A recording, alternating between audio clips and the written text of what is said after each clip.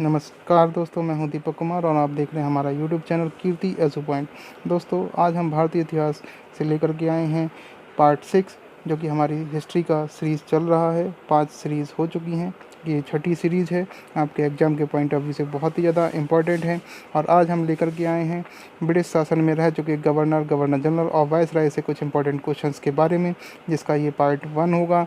और इसके बाद जो है हम अभी और भी क्वेश्चंस इस वीडियो के बाद लेकर के आएंगे। तो हमारे वीडियो को बिना स्किप किए हुए पूरा देखिए, क्योंकि साथ में इसके डिस्क्रिप्शन भी दिया गया है, जो कि आपके एग्ज़ाम के पॉइंट ऑफ व्यू से बहुत ही ज़्यादा इंपॉर्टेंट है।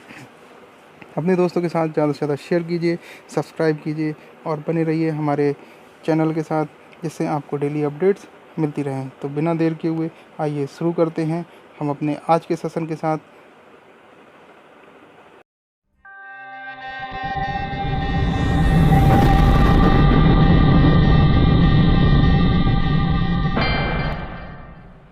निम्नलिखित कथनों पर विचार कीजिए। रॉबर्ट क्लाइव बंगाल के प्रथम गवर्नर जनरल थे। विलियम बेंटिक भारत के प्रथम गवर्नर जनरल थे। उपर्युक्त कथनों में से कौन सा सही या सही है? ऑप्शंस हैं आपके केवल एक, केवल दो, एक और दो दोनों, ना तो एक और ना ही दो। तो दोस्तों, सही आंसर इसका हो जाएगा ऑप्शन बी, केवल दो। तो दोस्तों, वारेन हेस्टिंग्स को 1774 ईस्वी में बंगाल का प्रथम गवर्नर जनरल नियुक्त किया गया था और 1833 ईस्वी में लॉर्ड विलियम बेंटिक को भारत का प्रथम गवर्नर जनरल बनाया गया।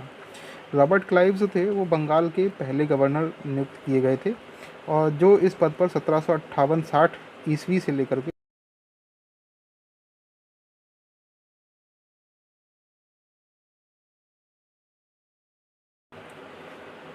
निम्न कथनों में से कौन सा सही नहीं है?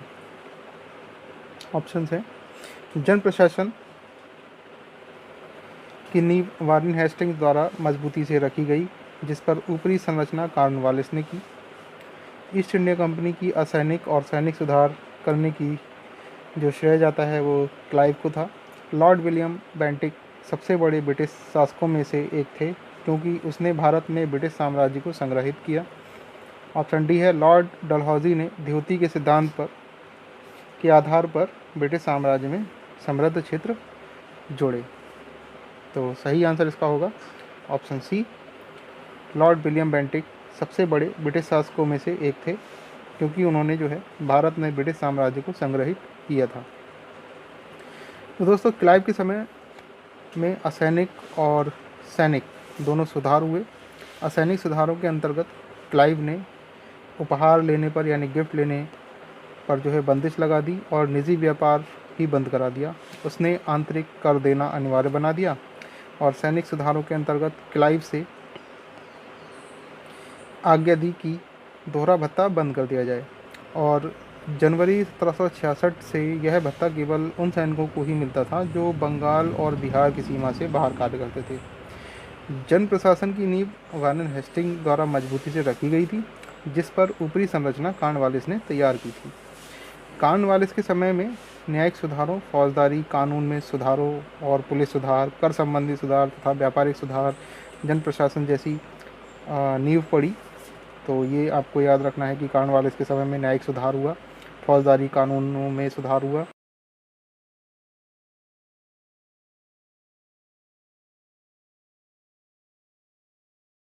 तो 1828 से और 1835 के शासन के 7 वर्षों में पुरानी निरंतर युद्धों और तत्काल तथा संयोजन की नीति को तिलांजलि दे दी गई, जो भी विलियम बेंटिक ने उस समय लागू की थी।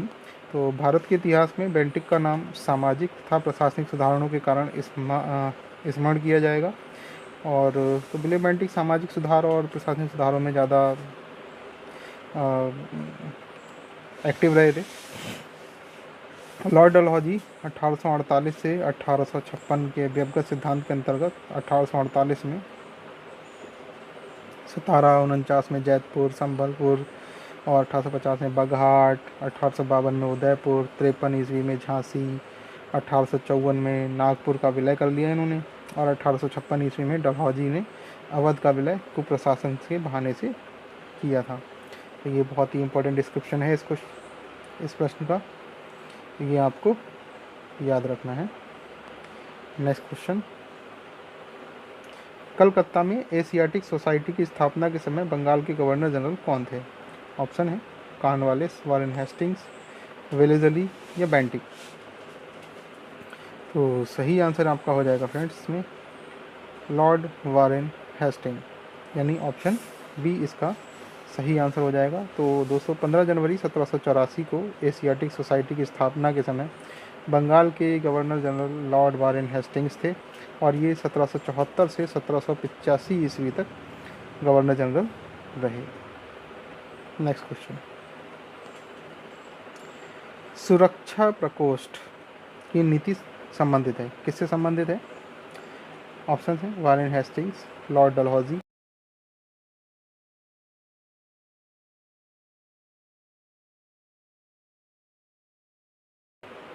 तो दोस्तों सुरक्षा प्रकोष्ठ या घेरे की नीति जिसे कहते हैं, वारेन हेस्टिंग और वेलेजली से संबंधित थी। वारेन हेस्टिंग जो थे वो मैसूर और मराठों के साथ युद्ध अपने भारतीय रियासतों के साथ बराबरी की पदवी प्राप्त करने की भावना से किया।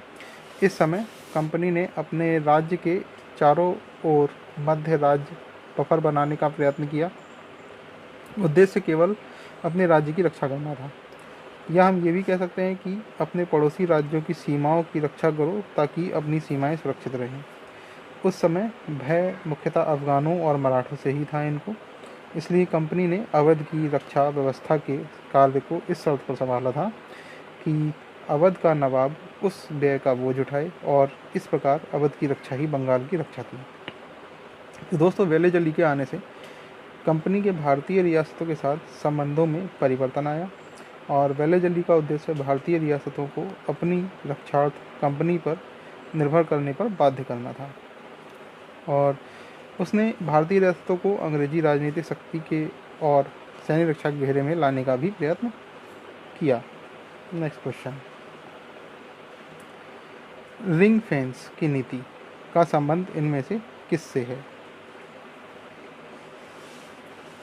रिंग फेंस यानी कि सुरक्षा प्रकोष्ठ या घेरे की नीति, सही आंसर आपका इसमें हो जाएगा ऑप्शन सी वारेन हेस्टिंग्स, जो कि अभी अभी पूरा जिसके बारे में बताया गया। तो याद रखना है रिंग फेंस की नीति या सुरक्षा प्रकोष्ठ या घेरे की नीति किससे संबंधित है? वारेन हेस्टिंग्स से।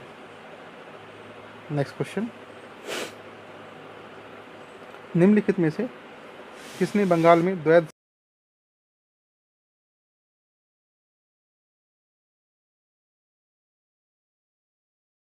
लॉर्ड कॉर्नवालिस, वारेन हेस्टिंग्स, उपर्युक्त में से कोई नहीं। तो सही आंसर है आपका ऑप्शन सी वारेन हेस्टिंग्स। तो दोस्तों वारेन हेस्टिंग्स का कार्यकाल 1772 ईस्वी में कोर्ट ऑफ डायरेक्टर्स ने दोहरी शासन प्रणाली को समाप्त करने के लिए किया और कलकत्ता परिषद एवं उसके प्रधान को आज्ञा दी कि वे स्वयं दीवान बने और बंगाल, बिहार तथा उड़ीसा के प्रबंध को अपने हाथ में ले लें। वारेन हेस्टिंग्स ने दोनों उप दीवानों मोहम्मद रज़ा खां और राजा सिताब राय को पदच्युत कर आगे बढ़ाया शासन को और द्वैध शासन की शुरुआत बंगाल में क्लाइव के समय 1765 ईस्वी में हुई थी। नेक्स्ट क्वेश्चन, किस गवर्नर जनरल पर महाभियोग का मुकदमा चलाया गया? बहुत ही इंपॉर्टेंट क्वेश्चन है। तो ऑप्शन है Warren Hastings, Lord Clive, Lord Cornwallis या लॉर्ड वेलेजली। तो महाभियोग का मुकदमा वारेन हेस्टिंग्स पर चलाया गया, यानी कि इसका ऑप्शन ए सही है। वारेन हेस्टिंग्स जो थे बहुत ही अन्यायपूर्ण और निरंकुश कार्यों के कारण जाना गया, इसलिए उस पर महाभियोग का मुकदमा भी चलाया गया, जो कि 1788 से 1795 ईस्वी तक 1788 से 1795 ईस्वी तक चलता रहा। लेकिन ब्रिटिश संसद ने उसकी सेवाओं को देखते हुए उसे सभी दोषों से मुक्त कर दिया और यह भी कहा गया कि वारेन हेस्टिंग्स ने यह सब कुछ साम्राज्य के हित के लिए किया, न कि अपने लिए। और वारेन हेस्टिंग्स पर लगे महाभियोग के बारे में विद्वानों के मत भिन्न हैं, किंतु V.A. स्मिथ का निर्णय अधिक मान्य है।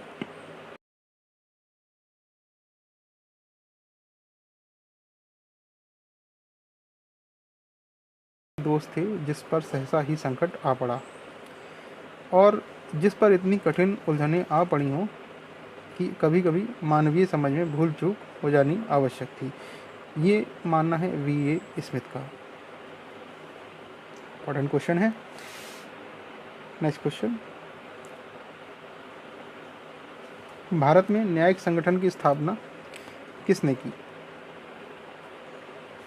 Lord Mayo, Lord Cornwallis, Lord Attlee, Lord Curzon. तो सही आंसर है आपका ऑप्शन बी, लॉर्ड कॉर्नवालिस। तो दीवानी और फौजदारी न्यायालय के श्रेणीबद्ध संगठन के जरिए न्याय प्रदान करने की एक नई व्यवस्था की नींव अंग्रेजों ने रखी थी। इस व्यवस्था को वारेन हेस्टिंग्स ने आरंभ किया, मगर कॉर्नवालिस ने इसे और सुदृढ़ बनाया और 1763 ईस्वी की कॉर्नवालिस संहिता शक्तियों के पृथक्करण के सिद्धांत पर आधारित थी, जिसके तहत कर और न्याय प्रशासन को पृथक कर दिया गया। नेक्स्ट क्वेश्चन,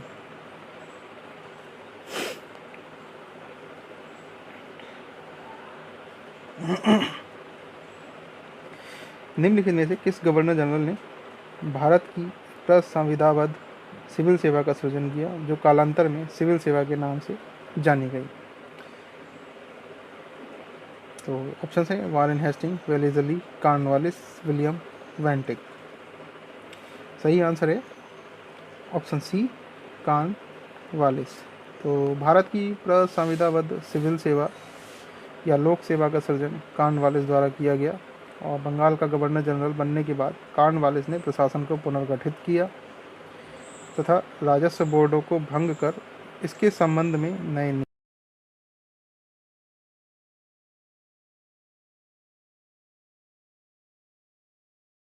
से दीवानी तथा न्यायिक क्षेत्रों में स्पष्ट विभाजन भी किया, जिसने आगे चलकर भारतीय सिविल सेवा का रूप ले लिया। नेक्स्ट क्वेश्चन, लॉर्ड कॉर्नवालिस की कब्र कहाँ पर स्थित है? गाजीपुर, बलिया, वाराणसी या गोरखपुर? इंपॉर्टेंट क्वेश्चन है, यूपीपीसीएस मेंस में 2011 में ये पूछा गया है। तो लॉर्ड कॉर्नवालिस की कब्र जो है वो गाजीपुर में स्थित है, यानी कि इसका ऑप्शन ए सही हो जाएगा। कॉर्नवालिस 1786 से 1793 ईस्वी और 30 जुलाई 1805 से अक्टूबर 1805 तक बंगाल के गवर्नर जनरल रहे। इसे भारत में इस्तमरारी अथवा स्थायी बंदोबस्त, याद रखना है, कॉर्नवालिस से रिलेटेड है। कॉर्नवालिस यानी कि इस्तमरारी या स्थायी बंदोबस्त, न्यायिक संहिता और भारतीय लोक सेवा के प्रवर्तक रहे और इनकी मृत्यु 5 अक्टूबर 1805 को गाजीपुर उत्तर प्रदेश में हुई थी, जहां पर इनकी कब्र स्थित है। इंपॉर्टेंट क्वेश्चन है। नेक्स्ट क्वेश्चन,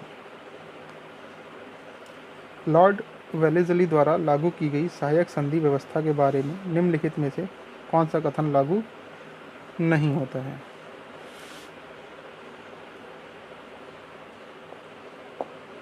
ऑप्शन है, दूसरों के खर्चे पर एक बड़ी सेना को बनाए रखना, भारत को नेपोलियन के खतरे सुरक्षित रखना, कंपनी के लिए एक नियत आय प्रबंध करना, भारतीय रियासतों के ऊपर ब्रिटिश सर्वोच्चता स्थापित करना। सही आंसर हो जाएगा ऑप्शन सी, कंपनी के लिए एक नियत आय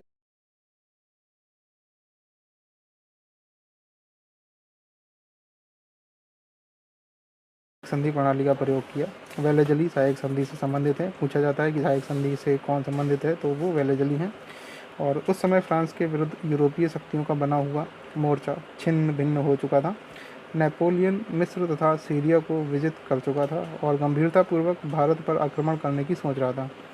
ऐसी परिस्थिति में वेलेजली ने भारत में सहायक संधि प्रणाली का प्रयोग किया, जिससे अंग्रेजी सत्ता की श्रेष्ठता स्थापित हुई और नेपोलियन का भय भी टल गया। तो सहायक संधि की शर्तों में एक शर्त यह भी थी कि संधि को स्वीकार करने वाली रियासत कंपनी की एक सेना को रखेगा, जिसका सारा खर्च राज्य को ही देना होगा।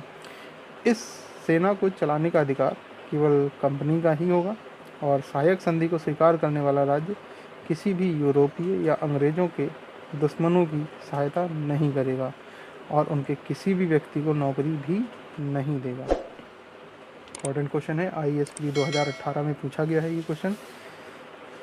बढ़ते हैं नेक्स्ट क्वेश्चन की तरफ। लॉर्ड वेलेजली की सहायक संधि को स्वीकार करने वाला पहला मराठा सरदार कौन था? बीपीएससी 1996 में पूछा गया है ये। तो सही आंसर आपका हो जाएगा इसमें ऑप्शन ए, पेशवा बाजीराव द्वितीय। तो दौलत राव सिंधिया और जसवंत होलकर दोनों पूना में अपने को सर्वश्रेष्ठ प्रदर्शित करना चाहते थे और बाजीराव द्वितीय सिंधिया का साथ दे रहे थे। उसने 1801 में जसवंत के भाई की हत्या कर दी। परिणाम स्वरूप जसवंत होलकर की सेना ने पूना पर आक्रमण कर पेशवा और सिंधिया की संयुक्त सेना को परास्त कर दिया। अब बाजीराव द्वितीय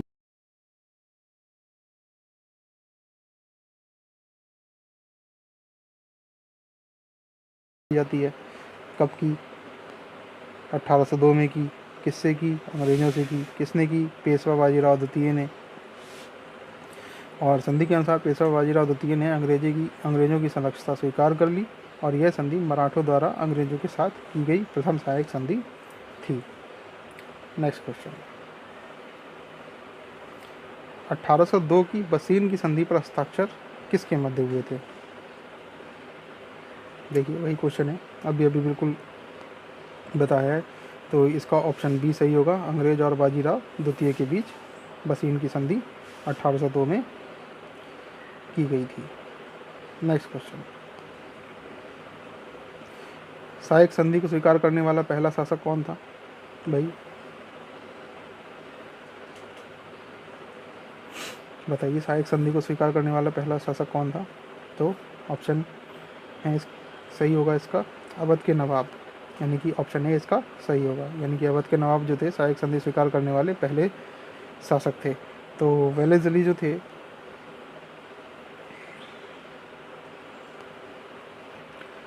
वेलेजली ने सहायक संधि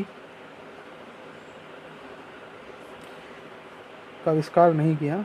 इस प्रणाली का अस्तित्व पहले से ही था। संभवतः डुप्ले और प्रथम यूरोपीय जो था जिसने अपनी सेना किराए पर भारतीय राजाओं को दी थी। क्लाइव के काल से यह प्रणाली लगभग सभी गवर्नर जनरलों ने अपनाई थी और वेलेजली की विशेषता केवल इतनी थी कि उसने इसका विकास कर अपने संपर्क में आने वाले सभी देशी राजाओं के संबंधों में इसका प्रयोग किया। और प्रथम सहायक संधि 1765 में अवध से की गई, जब कंपनी ने निश्चित धन के बदले उसकी सीमाओं की रक्षा।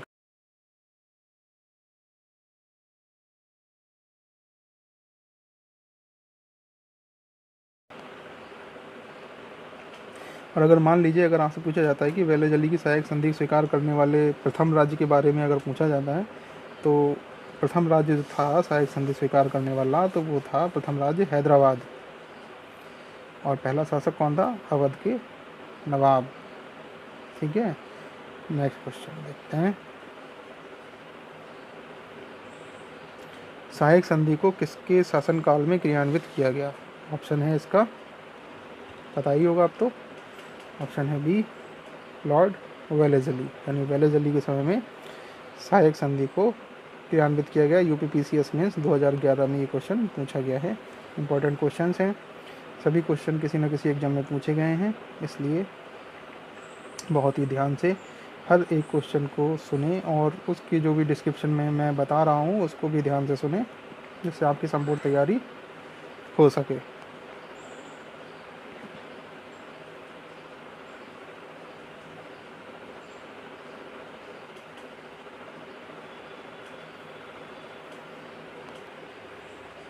Next question. निम्न में से किसने सहायक संधि स्वीकार नहीं की थी? ऑप्शन है हैदराबाद के निज़ाम, इंदौर के होलकर राज्य, जोधपुर के राजपूत राज्य या मैसूर के शासक।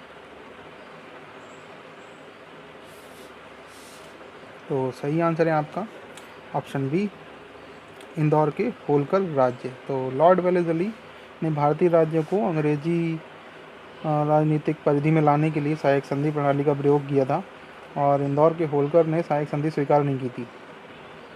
ठीक है, और मैं कुछ बता रहा हूँ जिन जिन राज्यों ने सहायक संधि स्वीकार की थी, वो आप कॉपी पेन लेकर के बैठिए ज़रा और नोट करते जाइए जो भी मैं बताता हूँ आपको।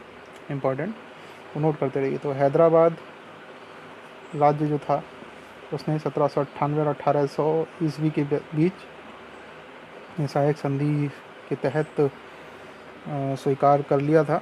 और मैसूर 1799 में, तंजौर 1799, अवध 1801 में, पेशवा 1802 ईस्वी में, बरार 1803, सिंधिया 1804, जोधपुर, जयपुर, मच्छेरी, बूंदी और भरतपुर, ये सभी राज्य जो है सहायक संधि को स्वीकार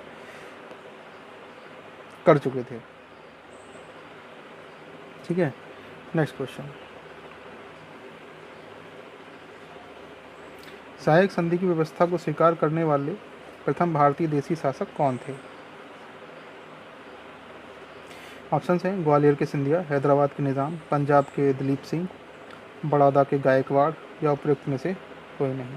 तो सही आंसर है आपका ऑप्शन बी, हैदराबाद के निज़ाम। तो हैदराबाद के निज़ाम जो थे वो सहायक संधि व्यवस्था स्वीकार करने वाले पहले भारतीय देशी शासक थे। कब? 1798 और 1800 ईस्वी के मध्य। नेक्स्ट क्वेश्चन, अभी भी मैंने बताया है वो सभी राज्य आप देख लीजिएगा, नोट कर लीजिएगा उनको, बहुत इंपॉर्टेंट क्वेश्चन है, इसका डिस्क्रिप्शन उससे भी ज़्यादा इंपॉर्टेंट है। नेक्स्ट क्वेश्चन देखते हैं। निम्नलिखित पर विचार कीजिए, जिन्होंने लॉर्ड वेलेस्ली के सहायक संधि की थी उनके द्वारा किए गए संधियों का सही कालानुक्रम नीचे दिए गए कूट से पता कीजिए। बहुत ही इंपॉर्टेंट क्वेश्चन है, ऊपर डिस्क्रिप्शन में मैं बता चुका हूँ, आपको नोट कर लेना चाहिए किस कब कब ये सहायक संधि को स्वीकार किए हैं इन राज्यों ने। आप देखिए पूछ लिया गया है, कालानुक्रम पूछ लिया गया है, क्रम से पूछ लिया गया है, तो आपको बताना है अब इसमें सही आंसर क्या होगा कि सबसे पहले किसने किया, उसके बाद किसने किया। तो मैंने बताया था जैसा कि हैदराबाद जो था वो सबसे पहले किया था, हैदराबाद के बाद मैसूर 1799 में किया, उसके बाद जो था अवध ने 1801 में किया था, उसके बाद सिंधिया जो थे वो आए थे आपके 1804 में। बाकी बीच में और भी हैं, लेकिन जो ऑप्शन में है वही बस दिए गए हैं कि उन्हें क्रम से ही लगाना है। तो इसका सही आंसर आपका हो जाएगा ऑप्शन ए, यानी कि 1 2 3 4 इसी तरह से ही क्रम में है। तो हैदराबाद, मैसूर, अवध और फिर उसके बाद सिंधिया। ठीक है, नेक्स्ट क्वेश्चन। भारतीय राज्यों पर प्रभुत्व स्थापित करने के लिए किसने प्रशासन में संधि का सूत्रपात किया?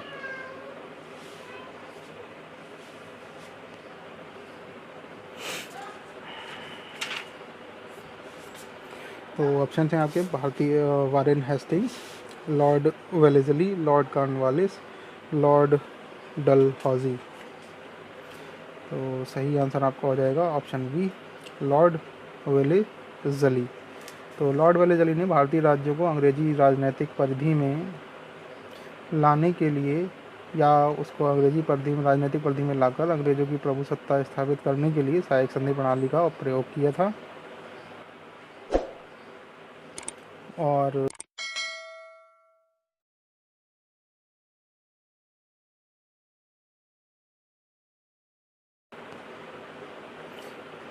Next question, east India company का राजपूत राज्यों से सहायक संधि करने का मुख्य उद्देश्य क्या था? शत्रुओं के विरुद्ध सैनिक सहायता प्राप्त करना, मराठा पिंडारी आक्रमण से इन राज्यों की रक्षा, खिराज के रूप में धन प्राप्त करना, अंग्रेजों की प्रभुसत्ता स्थापित करना। तो सही आंसर है आपका ऑप्शन डी, अंग्रेजों की प्रभुसत्ता स्थापित करना। पहले ही बताया जा चुका है डिस्क्रिप्शन में, आपको याद रखना है, एक एक क्वेश्चन को बहुत ही ध्यानपूर्वक सुनना है, सुनते रहिए और देखते रहिए।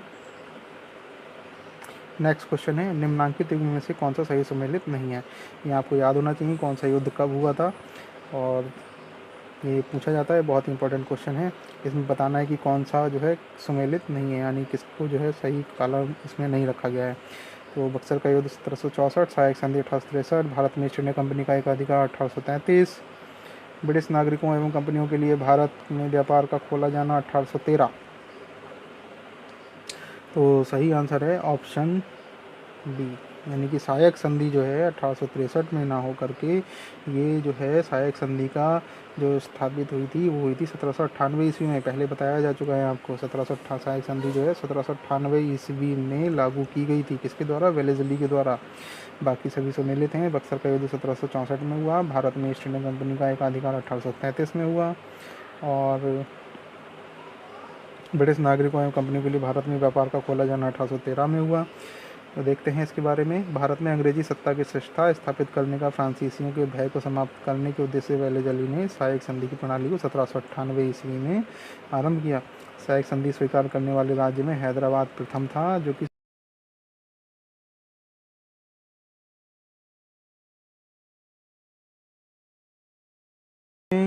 और ब्रिटिश नागरिकों कंपनी भारत में व्यापार का खोला जाना 1813 में हुआ। ठीक है, नेक्स्ट क्वेश्चन। उस समय जब नेपोलियन की शक्ति के सामने यूरोप में साम्राज्य धराशायी हो रहे थे, नीचे लिखे गवर्नरों में से किस एक ने भारत में ब्रिटिश पताका फहराए रखी? तो सही आंसर है लॉर्ड वेलेज़ली। लॉर्ड वेलेज़ली ने भारत की ओर 1797 ईस्वी में प्रस्थान किया था और आंग्ल इतिहास में सबसे संभवतः इस समय सबसे अंधकारमय समय था। फ्रांस के विरुद्ध यूरोपीय शक्तियों का बना हुआ मोर्चा छिन्न भिन्न हो चुका था। नेपोलियन मिस्र तथा सीरिया को विजित कर चुका था और गंभीरतापूर्वक भारत पर आक्रमण करने की सोच रहा था। ऐसी परिस्थिति में वेलेज़ली ने भारत में सहायक संधि प्रणाली का प्रयोग किया, जिससे अंग्रेजी सत्ता की श्रेष्ठता स्थापित हो गई और नेपोलियन का भय भी टल गया। इंपॉर्टेंट क्वेश्चन है, IAS प्री में पूछा जा चुका है। अब बढ़ते हैं हमारे नेक्स्ट क्वेश्चन की तरफ। देखते हैं, आंग्ल नेपाल युद्ध किसके शासनकाल में हुआ? इंपॉर्टेंट क्वेश्चन, UPPCS में 2012 में पूछा गया है। तो सही आंसर इसका option B, Lord Hastings. Lord Hastings जो है के समय में आंग्ल नेपाल युद्ध हुआ था। आंग्ल नेपाल युद्ध 1814 से 16 के बीच में लॉर्ड हेस्टिंग्स के गवर्नर जनरल के काल में हुआ था, जो कि 1815 ईस्वी सुगौली की संधि से समाप्त हुआ। सुगौली की संधि कब हुई? 1815 ईस्वी में। और आंग्ल नेपाल युद्ध कैसे समाप्त हुआ? सुगौली की संधि से। सुगौली की संधि कब हुई? 2 दिसंबर 1815 को।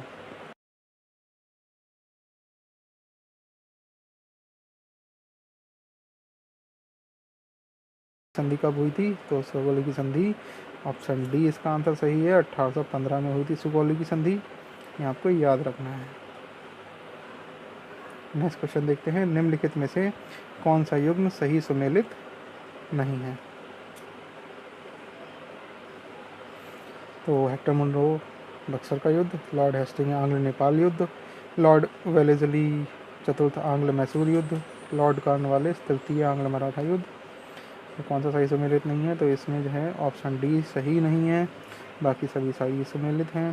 तो हेक्टर मुनरो बक्सर के युद्ध में शामिल थे, लॉर्ड हेस्टिंग आंग्ल नेपाल युद्ध में शामिल थे, वेलेज़ली चतुर्थ आंग्ल मैसूर युद्ध में शामिल थे। लेकिन लॉर्ड कॉर्नवालिस जो थे वो किसके समय में?